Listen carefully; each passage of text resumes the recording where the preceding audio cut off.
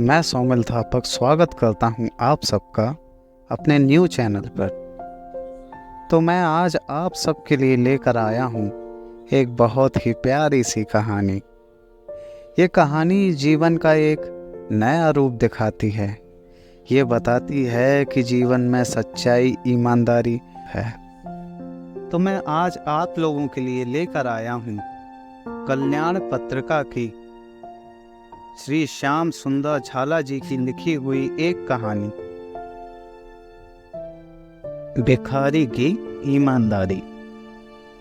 कई वर्ष पहले की बात है। हमारे पड़ोस में एक मुकुंद नामक ब्राह्मण रहता था। उसे कोई संतान न थी। वह सुबह शाम झोली लेकर घर घर भीख मांगता अपना गुजारा करता था।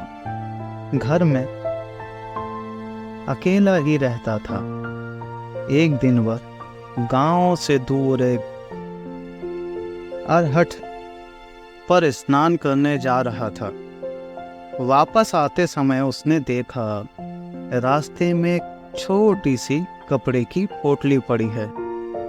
उसने उसको उठा लिया और चलते चलते खोला।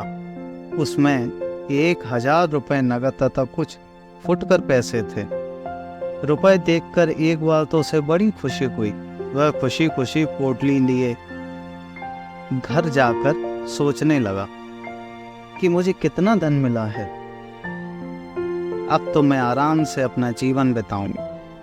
परंतु दूसरे ही क्षण उसकी अंतरात्मा ने उसको सावधान किया, जिसका यह पैसा है उसको ही वापस मिलना चाहिए।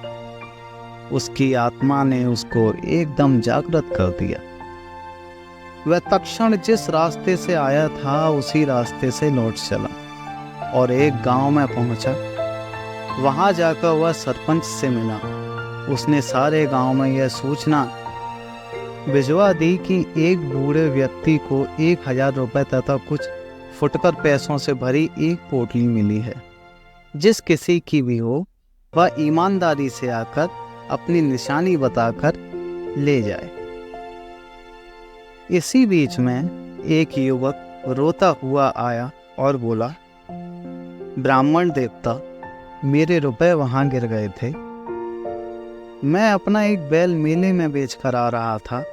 रास्ते में रुपयों की पोटली गिर गई। मुकुंद को दया आई और उसने ईमानदारी से उसके रुपए उसे लौटा दिए। इसके बदले में उसने मुकुंद को 100 रुपये देने चाहे, परंतु मुकुंद ने रुपए लेने से साफ इनकार कर दिया। बहुत आग्रह करने पर वह भिखारी ब्राह्मण उसके घर भोजन करना स्वीकार करता है। तो ये थी आज की कहानी, जो कि हमें एक ईमानदारी का सबक, एक पाठ सिखाती है कि आपकी एक ईमानदारी किसी की जिंदगी संवार सकती है।